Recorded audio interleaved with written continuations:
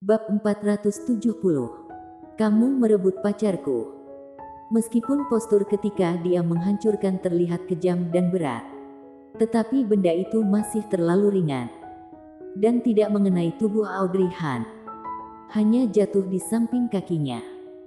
Audrey Han melirik selembar kertas yang terlempar ke tanah.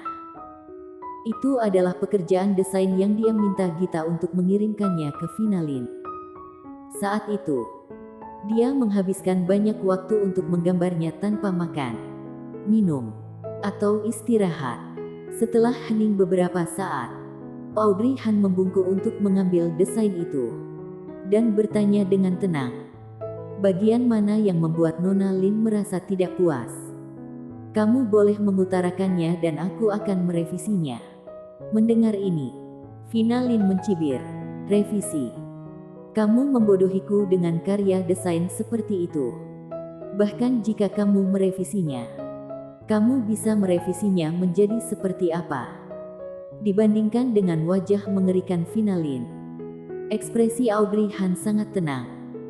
Dia tersenyum sedikit dan berkata dengan lembut, Nona Lin dapat mengubahnya menjadi apapun yang kamu inginkan. Apa bisa?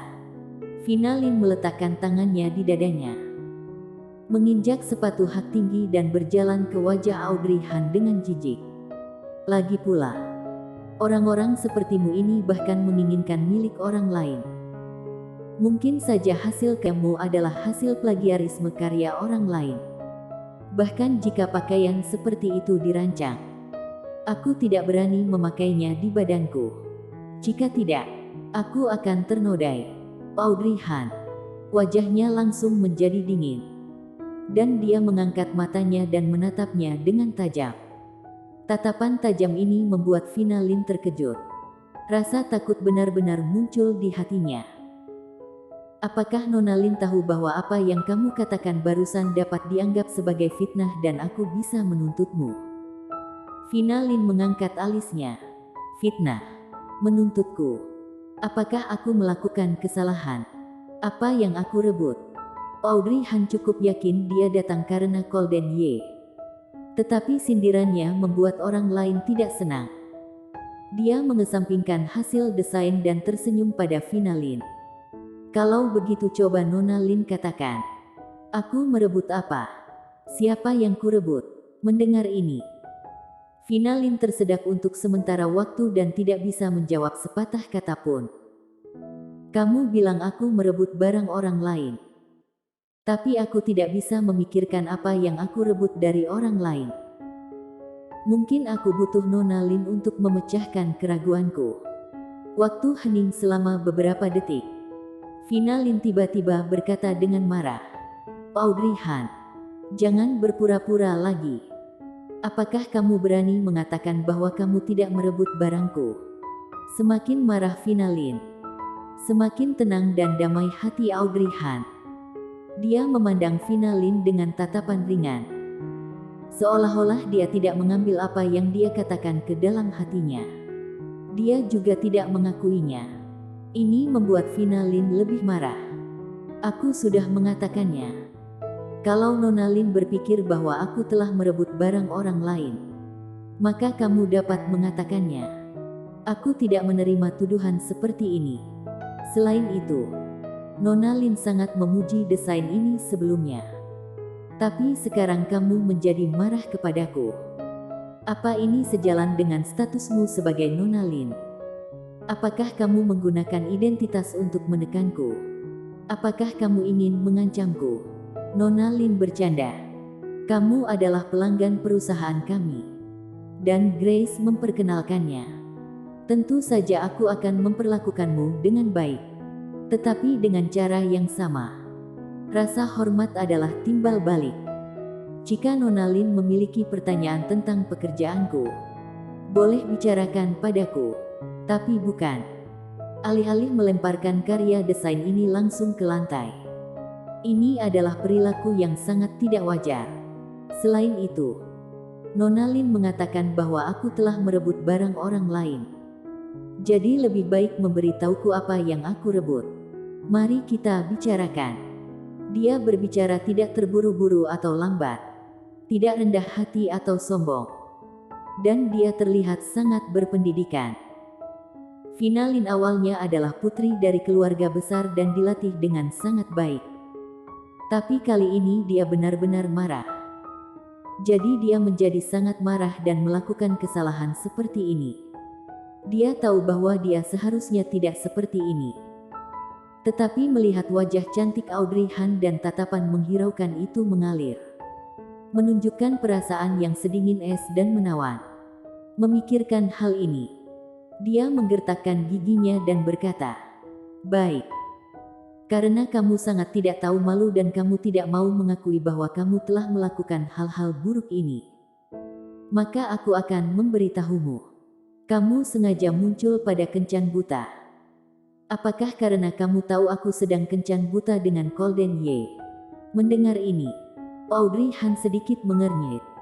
"Jika aku tahu bahwa kamu akan kencan buta hari itu, maka aku tidak akan pergi ke sana. Tetap dekat saja.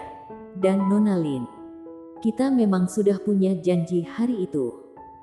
Kamu berkata aku sudah tahu bahwa kamu akan kencan buta dengan Golden Ye. Apakah kamu pikir aku adalah seorang penerawang?" Ekspresi Finalin berubah. Tentu saja dia tidak berkata seperti itu. Hari itu, dia membuat janji dengan Audrey Han untuk melihat gambar desain di sore hari. Tetapi dia tiba-tiba pergi ke kencan buta hari itu. Dan dia bersemangat lalu melupakannya. Memikirkan hal ini, dia menggigit bibir bawahnya untuk membela diri. Jadi apa? Bahkan jika kamu tidak tahu hari itu, mengapa kamu selalu muncul setelahnya? Kamu memang sudah punya niat yang buruk dan sekarang kamu sudah mendapatkan yang kamu mau. Aku tidak menyangka ternyata kamu orang yang seperti ini. Jelas-jelas aku adalah klienmu. Tetapi kamu benar-benar merebut pacar klien. Pacar. Audrey Han mengulangi kalimat ini, menatap Finalin dalam-dalam.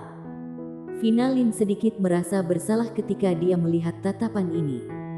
Ketika dia dan Golden Ye pergi kencan buta, Golden Ye seperti tidak berniat mempunyai hubungan dengannya. Tetapi Finalin merasa bahwa jika dia bisa mendapatkan pria seperti ini maka dia akan menjadi wanita yang paling bahagia di dunia. Lagi pula Golden Ye seperti raja berlian, yang memperlakukan wanita seolah bukan apa-apa. Bagaimana dia bisa bergeming? Dapat dikatakan bahwa kebanyakan wanita ingin menjadi yang paling istimewa. Dari wanita-wanita ini, Finalin termasuk di dalamnya. Dia merasa pesonanya tidak kecil. Tapi, Golden Ye benar-benar menggendong Audrey Han di konferensi pers. Dan ekspresi wajahnya yang tak terhindarkan sepertinya memberitahu semua orang. Ini adalah wanita Golden Ye. Siapapun dilarang menyentuhnya. Jelas sekali, dia adalah wanita yang seharusnya berada di pelukannya. Tapi, dia direbut oleh wanita bernama Audrey Han yang ada di depannya.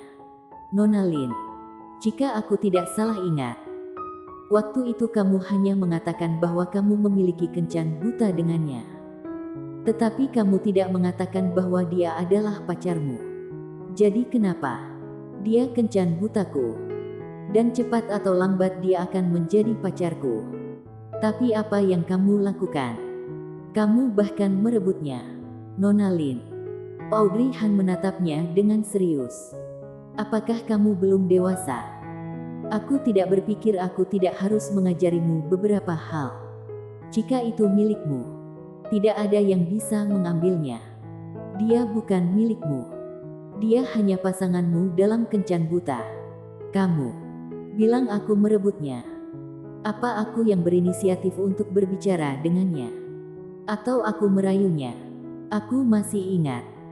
Pertemuan selanjutnya adalah karena Nona Lin yang berinisiatif untuk mengundangku. Setelah mengatakan ini, bibir Audrey Han sedikit melengkung, menunjukkan sindiran. Takutnya Nona Lin mengira dia tertarik dengan karya desainku. Jadi dengan sengaja menarikku pergi ke sana. Kan? Sayang sekali kamu salah mengerti akan maksudnya. Pikiran di dalam hatinya dilucuti hidup-hidup dengan cara ini. Vinalin tidak menyangka bahwa dia akan mengatakan apa yang dia pikirkan begitu cepat dan akurat. Dan wajahnya menjadi pucat. Perlawanan yang cantik bersambung.